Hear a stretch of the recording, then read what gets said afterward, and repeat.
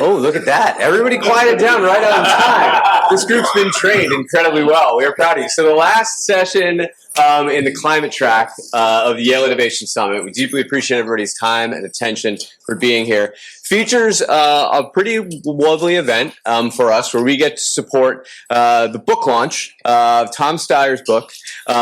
And we get to also feature and connect with Heat Map News. And so a couple of quick stories here about the kind of place you're sitting in and what happened just in this room kind of last year and earlier this year. So last year at the Yale Innovation Summit, a Yale SOM alum named Randy Siegel came up and said, I have just launched a new publication on climate that I think fills a very particular need. Heat Map News. And I was like, I'm reading that.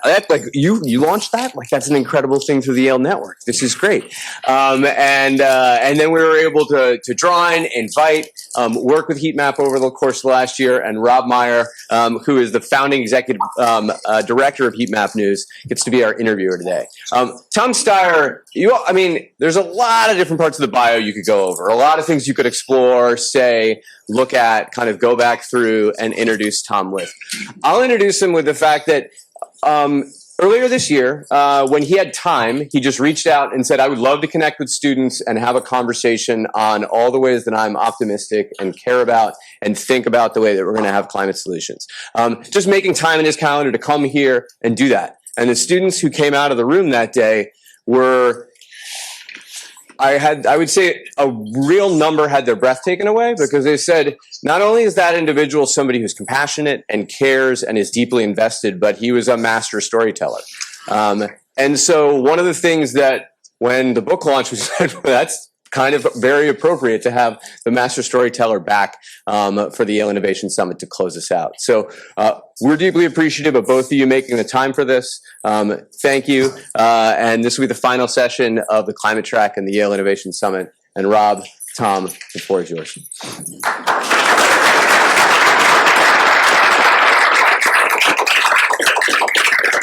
Thank you so much. Thank you so much, Stuart, for hosting and organizing and making this happen today. Thank you, Tom, for being here. I want to start with a coinage in your book, and it's a coinage I love because it was a phrase I have been using informally to describe myself for, I would say, like longer than I can remember, and it is this phrase, climate person. So I want to just ask you first, like, what does it mean to be a climate person, and how do you even get to be a climate person? Because to me, I think in climate world often, and I think folks in the industry here will know, often you kind of wind up working on energy issues, and you work on energy markets, but you're not really in this, maybe because of a deep abiding love of energy. You're in this because of decarbonization, ditto ag, ditto mobility. So what does being a climate person mean to you? How did you become it? So before I say that, I did want to mention that the kids whose breath was taken away by me, I believe it was taken away because they walked out saying, that guy graduated from Yale. In terms of climate people, the idea is that you understand that this is going to be something that we're going to have to accomplish together, and that it will be both in terms of how we individually choose to lead our lives, but more importantly, how we choose to attack it together. And so when I think about it, I think about, okay, what car am I going to buy? How am I going to heat my house? How am I going to travel? What am I going to do within my job? Not everybody's going to be an activist, of course, but if you're going to be a banker, are you going to think about what kind of loans you're going to make? Are you going to think about it from a standpoint of being on the right side of this? And of course, you're going to think about who you vote for.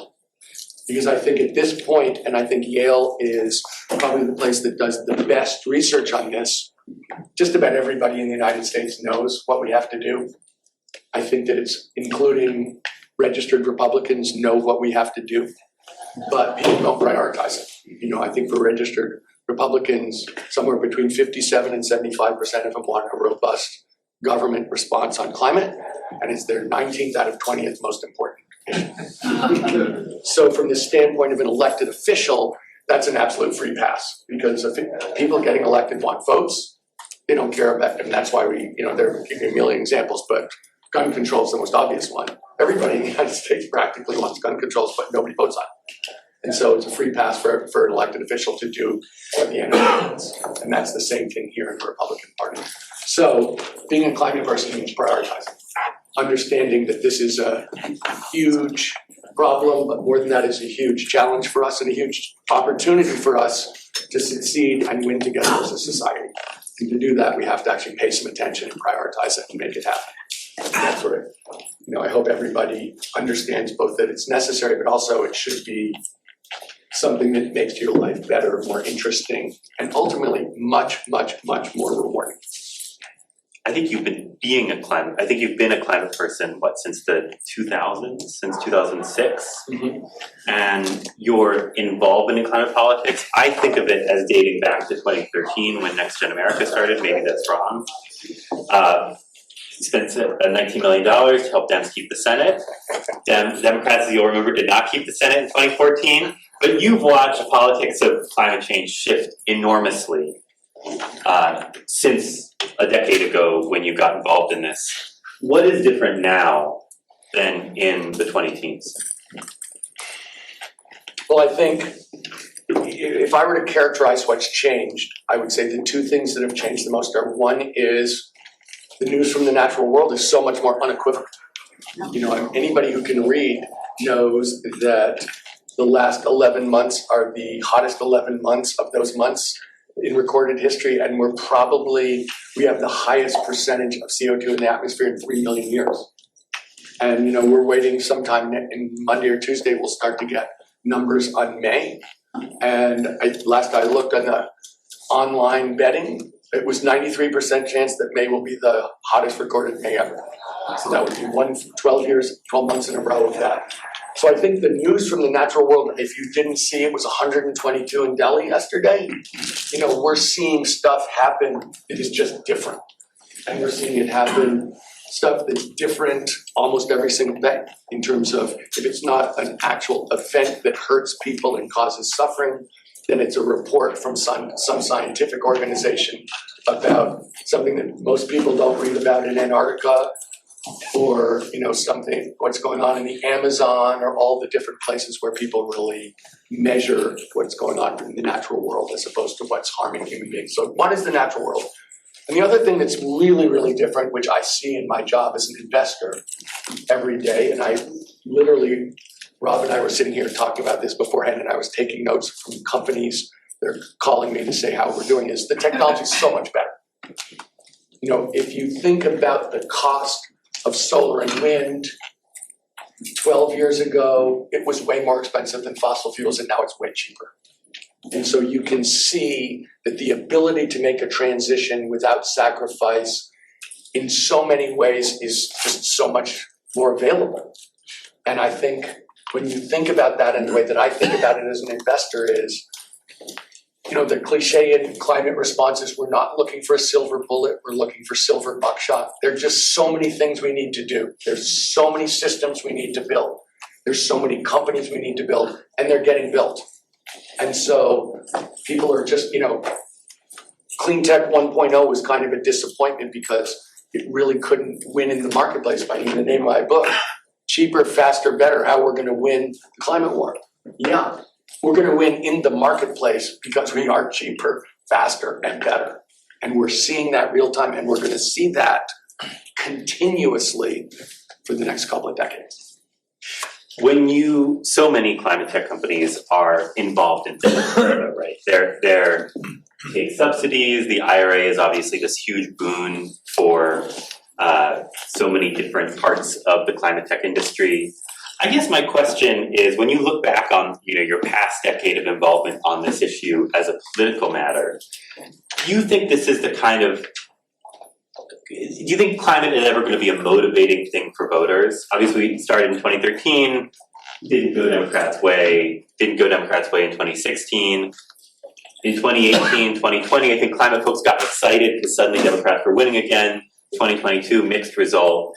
But I feel like what I've seen over the past decade, what I've learned is that a lot of voters may care about this, but so much of the swing is completely out of anyone's control on climate. Do you think climate's going to be something that matters to voters and that people vote on, or are we all at the mercy of just the fluctuating political winds and we try to make progress when, there's friendly policy and otherwise, you're just pushing forward?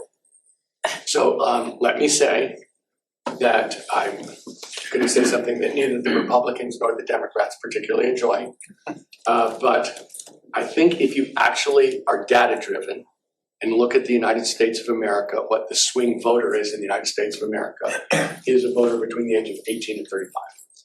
It's not, people like to think that we cut the electorate up mostly by Democrats, Republicans, gender, ethnicity, but in fact, the biggest swing vote is turnout of people between 18 and 35 in the United States. And so, since I did graduate from Yale University, I looked at the data and started an organization in 2013 to do registration and turnout of young people in the swing states. It was originally called Next Gen Climate. It's now called Next Gen America. It's the biggest youth turnout group. And so let me get to the question of whether in fact this makes a difference. If you look at the data 18, 20, 22, and 23, and before that, young people were voting at half the rate of other American citizens.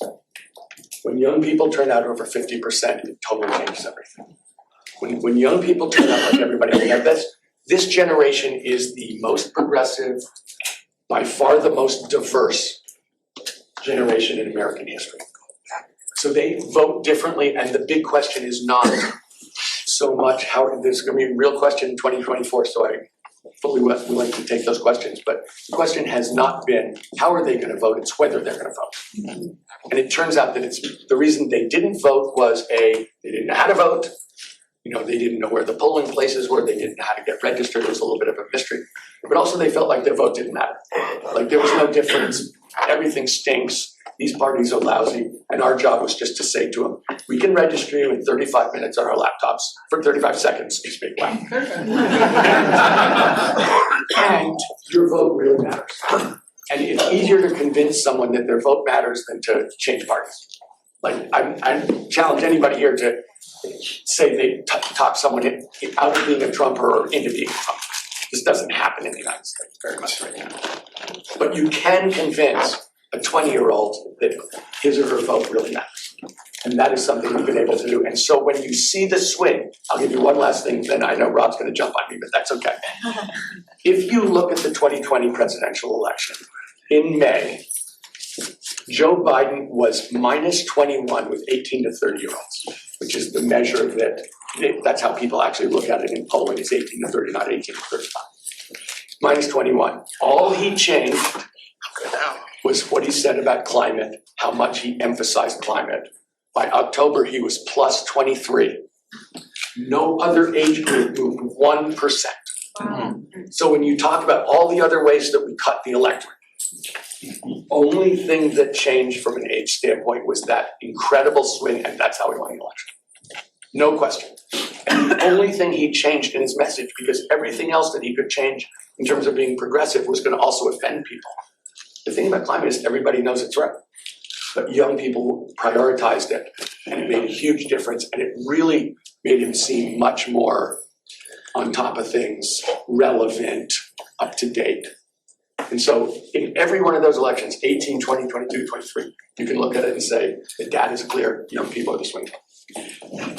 I want to push back on this just a little bit, because I think what we've seen in 2024 so far is that the polling for Biden among young people specifically is apocalyptic. And we're going to move away from politics in a second, but we're sitting with a former presidential candidate, so I just want to talk about these issues before we get into the business.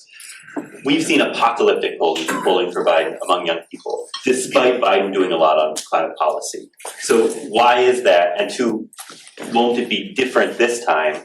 Because yes, when Biden was running, he emphasized climate. I'm willing to buy that guy will be like, oh yeah, we gotta, Biden's important, I care about climate. But Biden spent 4 years doing a lot on climate. So why is it gonna be different this year? Okay, so we don't know what will happen in November of 2024. So let me just stipulate that it's very much up in the air. Second of all, the polls in May traditionally don't mean much. If you'll remember, Michael Dukakis was up by 20 in August and lost by about 10. People get serious. Polls start to matter professionally when human beings in America who do not spend their time thinking about politics start to think about politics. Starts after Labor Day for the most part. That's when people realize, like, oh my God, this is a big deal. I have to make a call. So one thing is, don't overread polls, in my opinion. Frankly, the polls are pretty problematic, and that makes me feel bad. Second of all, in terms of young people, one thing that I can say that looks different in the polling that I see that could be, could make a difference in terms of the breakdown is the male-female breakdown for young people. That in fact, when you look, it's not pretty much all the other ways of cutting up, the categories. It's possible that young men in the United States, they poll completely differently than young women in the United States. And it's possibly that they're more conservative than the generation that's just moving up the ladder. So we'll find out. And we see that around the world too, is that men across a lot of countries, including Europe, East Asia, are becoming more conservative than young women. So it's possible, but let me say this, 18, 20, 22, 23, it was very clear. Let's see what happens. We'll be, next gen will be out there and we'll see this very clearly. And I think people are going to have to make a very important and very clear choice come election day. And I think that in terms of climate, if you poll people, not just people 18 to 35, 18 to 105, they do not know that this administration has done everything on climate that they have. They know nothing has, if you say what's happened, they go nothing. You go like, well, the biggest climate bill by multiples in American history, and they're like, nah, I don't think so. Okay. There's no doubt that the Inflation Reduction Act did not break through. There is no doubt that all of those series of infrastructure and CHIPS Acts and all the things the government has done to both build this infrastructure of this country and to basically, I would say, try and have a more level playing field for clean energy as opposed to dirty energy. That's, if you think about the IRA, so let me just digress for 1 second to my econ poli-sci major. Obviously there's a simple problem here, which is people pollute for free. They didn't intend to pollute, they've been polluting for 200 years. It turns out there's a big side effect, but you can't see it, you can't smell it, you can't touch it, and they love polluting for free. Who doesn't? So basically, it's very hard in the United States to put in taxes. So basically, the IRA is like a tax on its head. Instead of charging people for polluting, you pay people who don't pollute. And that's really what the IRA is like, we'll try and figure out how much pollution you're not doing and give you that. As opposed to saying, we'll figure out how much pollution you're doing and we'll charge you for doing it. It's political expediency. Do people in the United States know that? By and large, no. And by the way, I think something like way over 60% of the jobs are in red states. So it's in a funny way from a political standpoint, both in terms of communications and outcomes. It wasn't designed really, it's designed to have impact, not designed to have political resonance. Do you think it can break through between now and November? We'll find out. Yeah, the facts are on the ground, but as I said, they're kind of in a funny way, not in the places where if you were trying to do this from a political standpoint, where you would have put them. They're in the places where they're most likely to stay, where they make the most difference to Americans. And, it's very much a nonpartisan attempt to do the right thing in my mind. You're describing this failure, this breakdown between what voters say they want, what young people say they want, what political achievement has been, and what has broken back through to those young people. You ran for president in 2020. A lot of your book frames decarbonization as a global project, and as I would say, a specifically American project, that this is something on the order of a World War II response the US should give, right? And you reference your parents who were veterans and fought in the war. Did running for president give you faith in the machinery of democracy? Like, did the exposure right up to the coalface of daily electoral politics make you feel better about the whole system? So let me say this. By far the biggest takeaway from traveling around the country and talking to people in the context of an election is Americans are great. Democrats are great, independents are great, and Republicans are great. Honestly, it was such a privilege and pleasure to meet people across this country and learn more about the country directly from the people. And I would say, I don't mind at all disagreement. It's a democracy. If you disagree with me, you might be right. I should listen to you. And if you're interested in America, if you want to know what it's like to be a nurse in Las Vegas, Nevada, ask a nurse in Las Vegas, Nevada, and you're going to learn a lot. If you want to know what it's like to be a factory worker in South Carolina, ask one. It is really interesting and it is really reassuring. Americans are really nice and they're really hardworking, very patriotic, disagree about a lot of things. It's a democracy. It's okay to disagree about a lot of things. So I would say what I learned was I absolutely adored, consider it one of the great experiences of my life, getting to know people around this country of all different kinds. Absolutely loved it every day. I would say the elite parts of this country work for themselves. And it was very painful to watch. And it remains very painful to watch how if you think about the richest, most powerful centers in this country are kind of designed to protect themselves. And they do very successfully. What's an example? Well, I mean, just to pick on a totally unfair group. Look, Wall Street is very good. Wall Street cares about different things than the well-being of the United States of America. And I'll tell you, they just do. I remember, so here's a story for you. So when I was running Fairline, so I started a hedge fund and I ran it for 27 years. And every year we'd have a retreat just for the people in the company.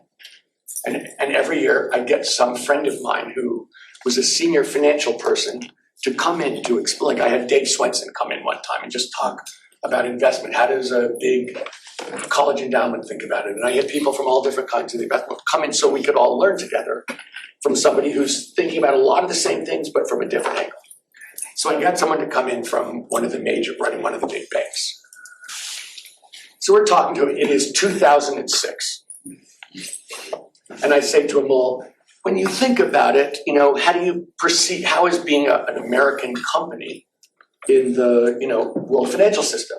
And he goes, well, stop right there. We're not an American company. I'm like, really? You're not an American company? And he goes, no, we have more than half our workforce is overseas and half our profits come from overseas. We're a global company. You're not American. You have just got to, Tom, you've got to start seeing this in a more sophisticated light. Let me say, they took $25 billion from the US government overnight to save them and were declared a bank in one day, which takes a year. So I was saying, why don't you call up Vladimir Putin and ask him for $25 billion and see how that goes? So I'm just saying, there is a sense of a different value. Look, I think people who run big companies have integrity. I'm not saying they don't, but their integrity is in their job and what they're charged to do.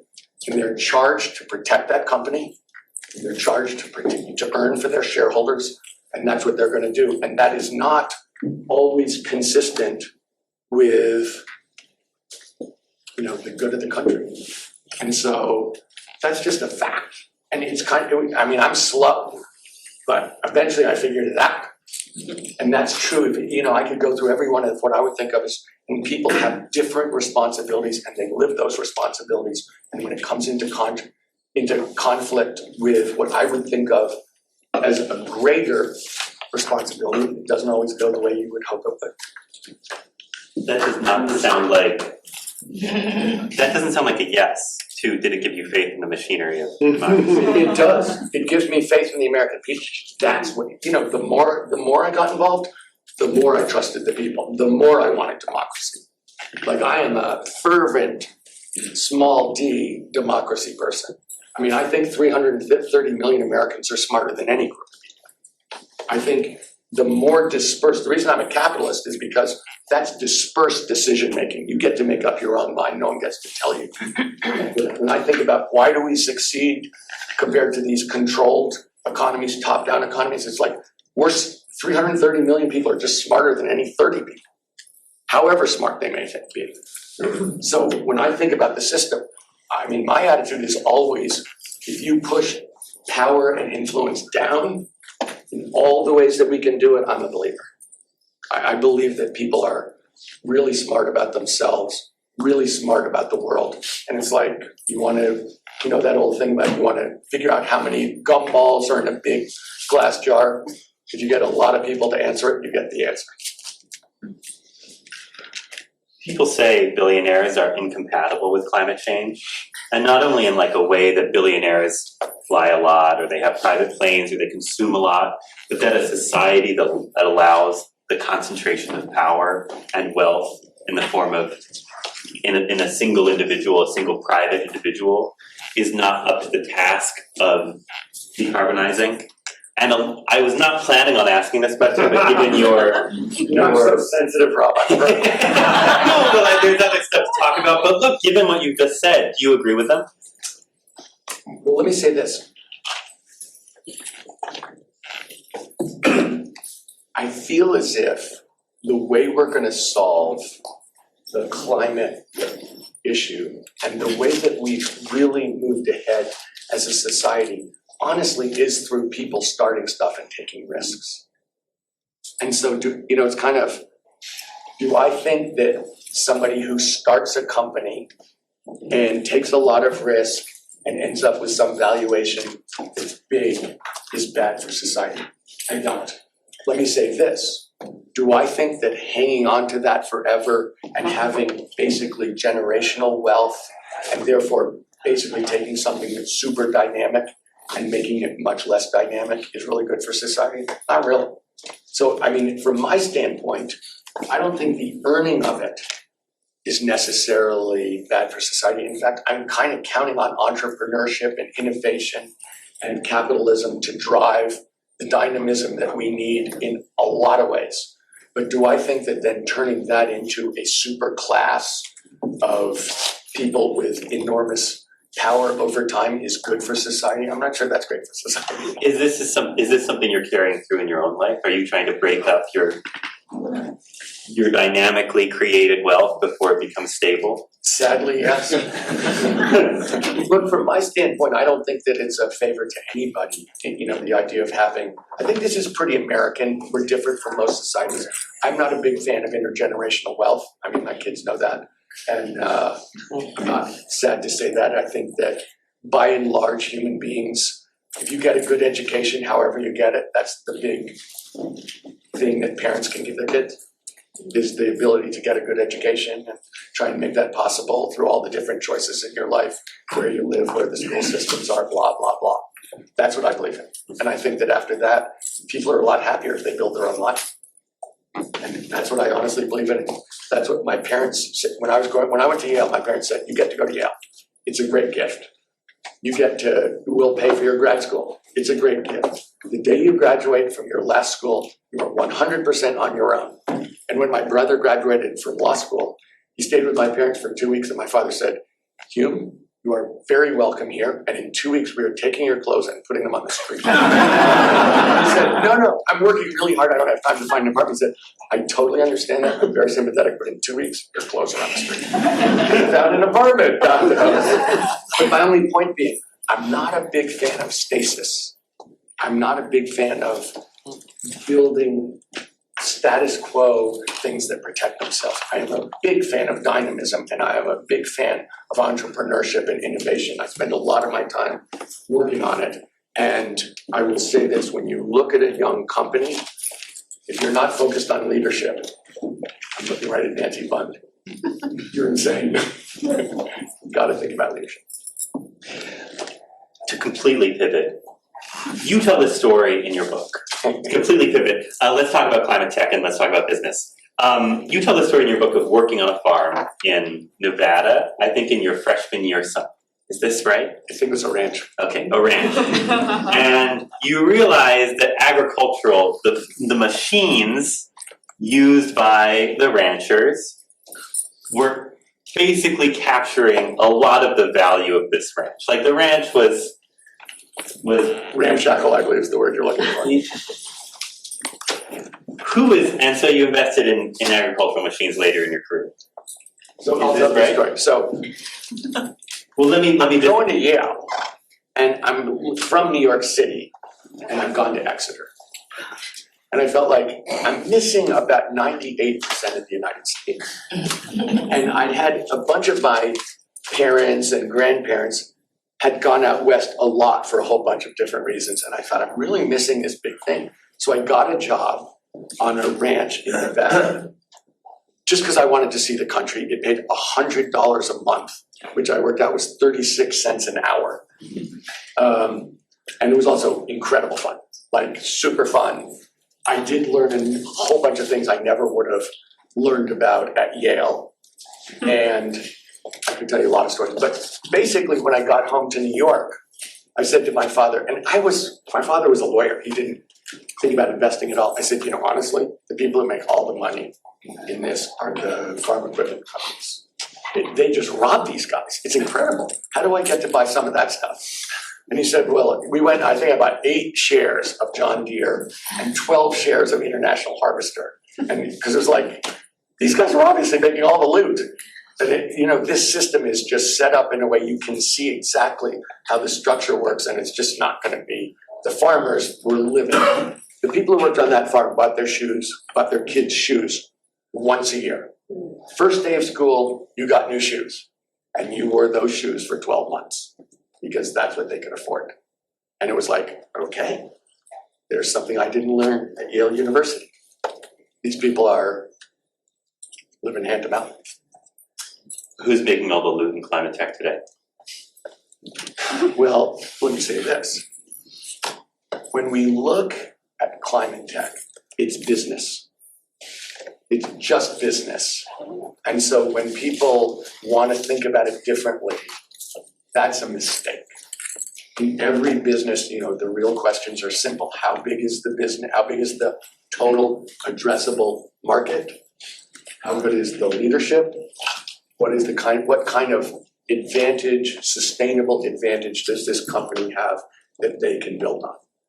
And so when you look at, I'm talking silver buckshot in every one of these, that's the question you have to be asking very simply is, how is this going to be a good margin business over time that will grow?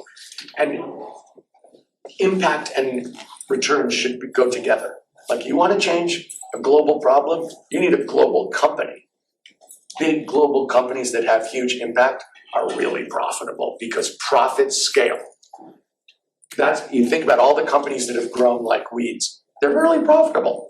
That's why they've grown like weeds, because they've made a bunch of money and they've been able to invest a bunch of money, and there's been this, very positive, loop. And so in every one of these ones, you should be asking yourself a very simple business question, which you'd be asking if you were just doing, I was talking to someone earlier doing supply chain logistics. Okay, now why is that going to be a good business? Tell me. It's the exact same analysis. Are companies making that kind of profit in climate tech? Because you have this, so there's this exercise in your book, I guess, where you describe industry A versus industry B. And you say industry A received $1.7 trillion in investment 2 years ago, last year. Its marquee products have declined by 100%, the prices declined by 100% in a few decades. Industry B is largely unchanged.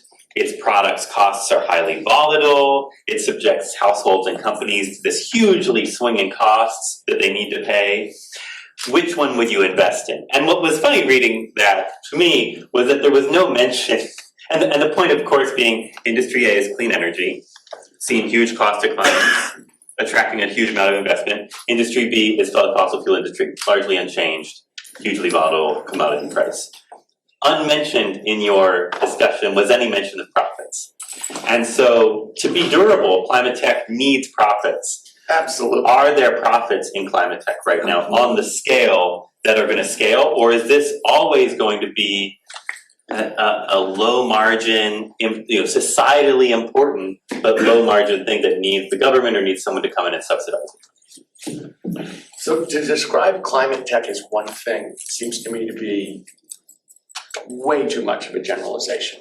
So are there going to be things that are going to be commodity-driven businesses like solar arrays, like wind turbines, where you're basically going to be doing infrastructure investment with an offtake and a spread and leverage, pretty substantial leverage at low return? Yes. If you're talking about big physical infrastructure, you're talking about huge amounts of money, relatively low risk, relatively low returns. And so when you look at those, it's like, is that going to be a phenomenal, IRR, internal rate of return? No, it's not designed to be, and it can't be. Are there going to be within this whole series of silver buckshot great businesses that will grow a lot and have fat margins? Yes. Are they going to follow the normal rules of what kinds of businesses grow a lot and have fat margins? Yes. And those are going to be, one of the things I did was I was on the investment committee for 27 years of a private equity firm in San Francisco called Hellman & Friedman. And they spent a lot of time working to just figure out what kinds of businesses grow for a long time with big fat margins or good returns to equity. They're very different kinds of businesses from commodity businesses that are highly capital intensive. Welcome to the real world. Doesn't that kind of strike some fear in your heart about a private sector-led decarbonization, though, as a lot of what we're doing is replacing this very cheap global commodity, which is oil, natural gas, fossil fuels, with technology, but we have to do, it's a project with a lot of molecules, right? We have to move a lot of stuff around. We have to build a lot of new infrastructure. This is not stuff that attracts software-like returns. This is not even stuff that gets Exxon-like returns. Is that a challenge for the program? Let me put it to you this way. In 2023, of new electricity generation, 86% of it was renewable. So the question is, are we winning in the marketplace? That's a global number. No one was doing it to be nice. People did it because it was a better deal. Texas has tripled its solar capacity in the last 3 years. It's supposed to go up 35% this year. They do by far the most wind energy in the United States of America. People are doing it because it's a good deal. That's why my book is called Cheaper, Faster, Better. Do I think that people will do clean stuff when it's a better deal for them? Yes, I do. Do I think people will do clean stuff on a massive global scale when it's a worse deal for them? No, I don't. And that's the point. We have to win in the marketplace. But to say that fossil fuels are cheap happens to be inaccurate. They're not cheap. Solar and wind are much cheaper than fossil fuel energy. And let me say two more things. One, if you guys noticed yesterday, Stellantis announced a $25,000 all-electric Jeep. BYD, which is a huge Chinese battery company, is selling a $14,000 plug-in hybrid with a 1,200-mile range. So when we talk about, these are cheaper, we have a system that's cheaper, that is not what this system is selling, and that is not the argument for fossil fuels at this point. It is not about cheaper. It is not about cleaner. It is about financeability and the difference between intermittency and baseload power. But if we're talking about buckshot across a whole bunch, array of industries, and in every one of them, for us to succeed, we have to actually have a product that you don't have to. It's just got to be better and cheaper because that's how people make decisions in a capitalist system. Well, they also make decisions on what's most profitable, right? So something could be cheap and not have a lot of profit, and it's going to struggle to attract investment. And I guess my question is do we need to worry about that in renewables and climate tech and in any of these fields? Look, people are going to put the big money is going to come up in deployment. I don't want to. There's a huge difference in my mind between the innovation part of an economy, which is the early stage, where you're coming up with the new ideas, you're driving down the cost curve, you're really, every single year, dramatic improvement and innovation and deployment, where it's like, okay, is solar gonna get a lot cheaper over the next 10 years? Definitely. Is it already much cheaper now?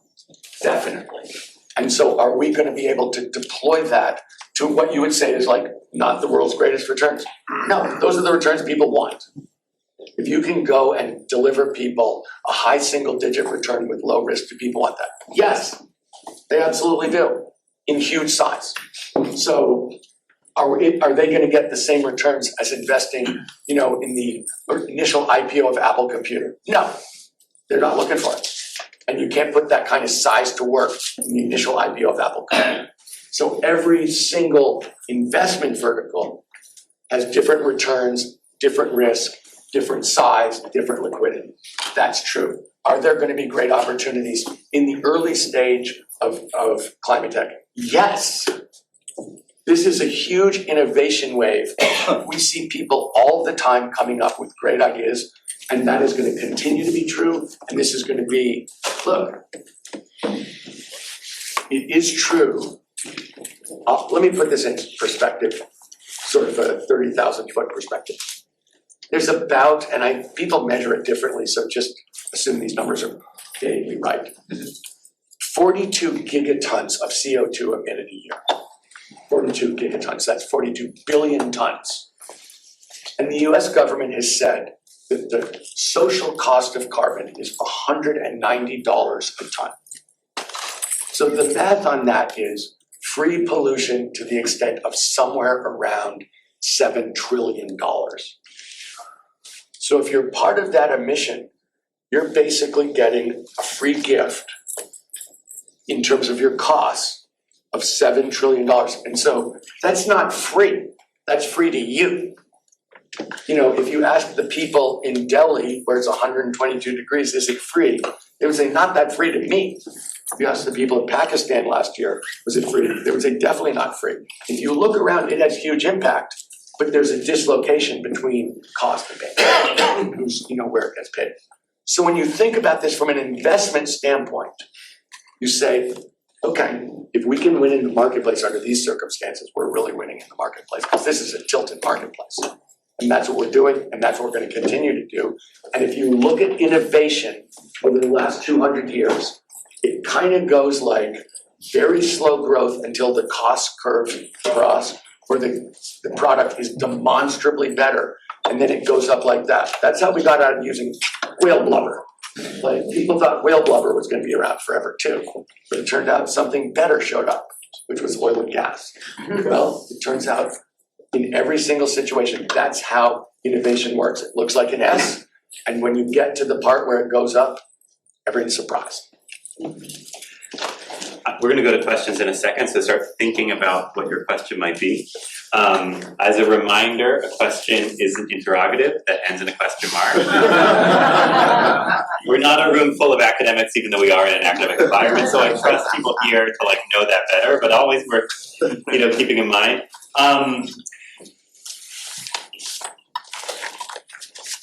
Right now, so much of the book is about reframes decarbonization as an American challenge, and as an American challenge in the context of a global project.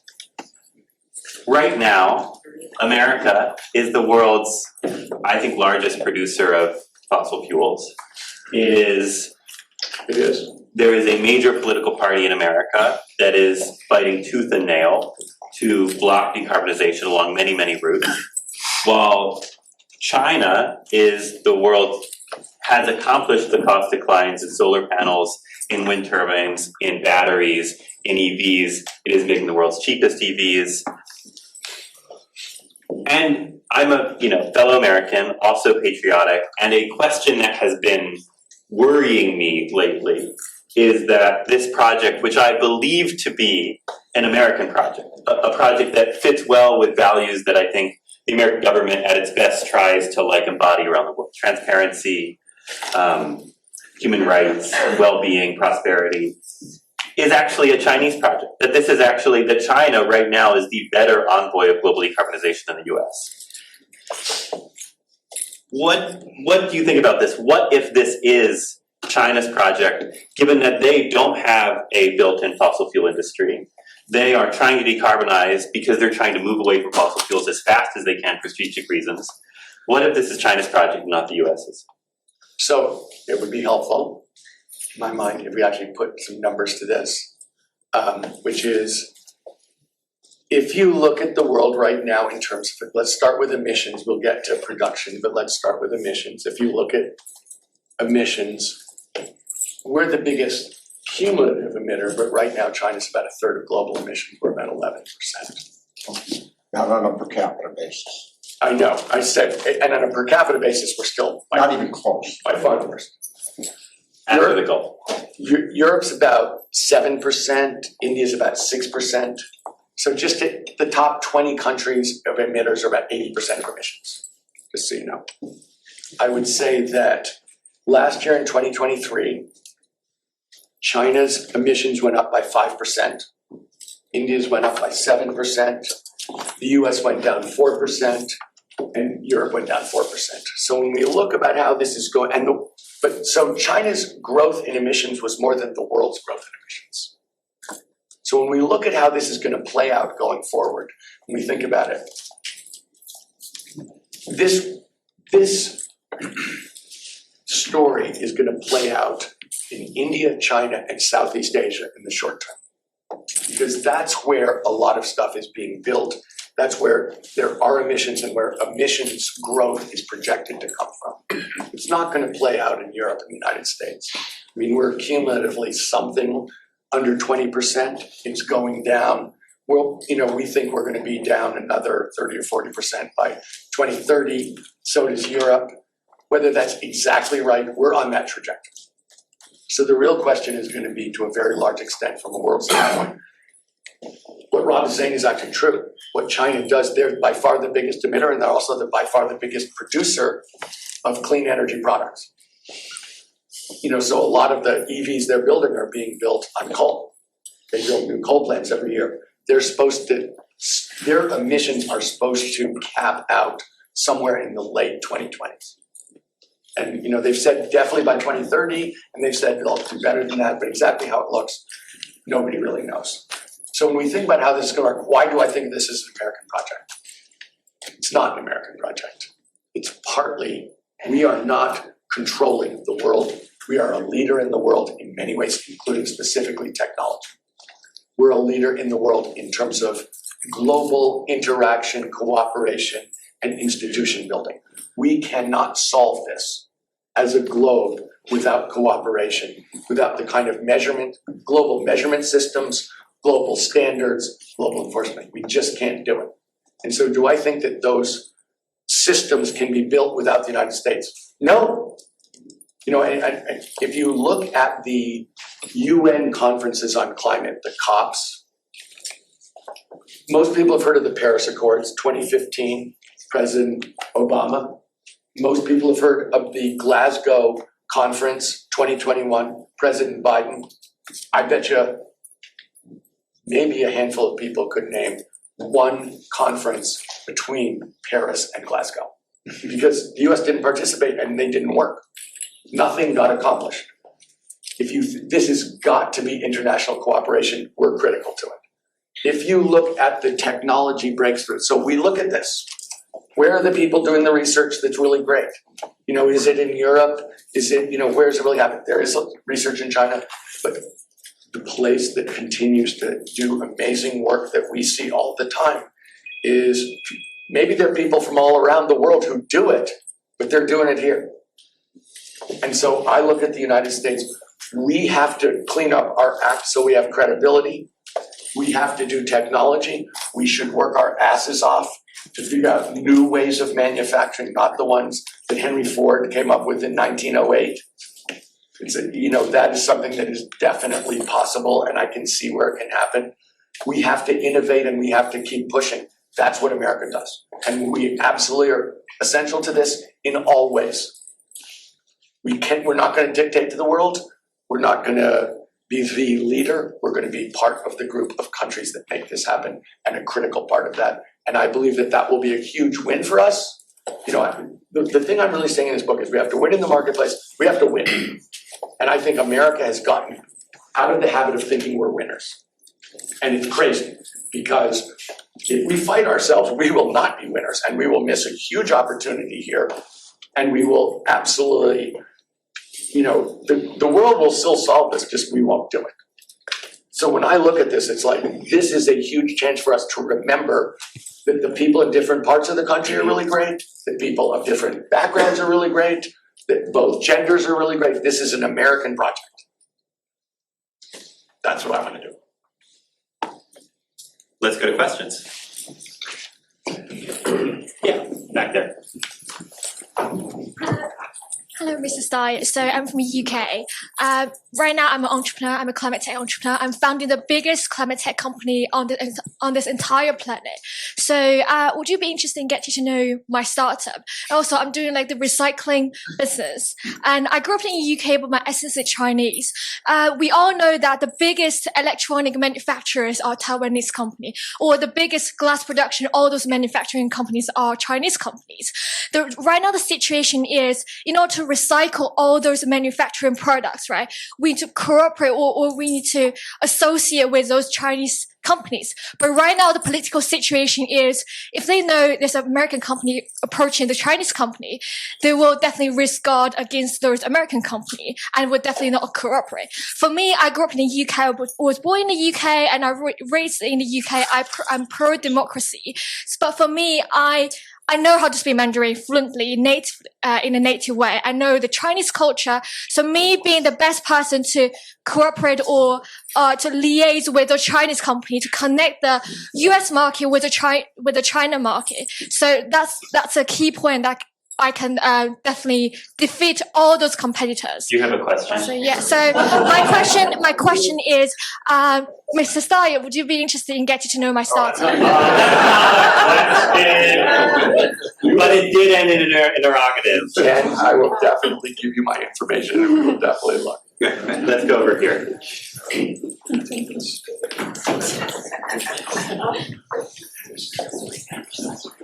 I'm curious how Tom sees the investability of carbon removal, given the lack of a traditional product, and can the private sector successfully scale that field, that solution, to the degree we need it to scale?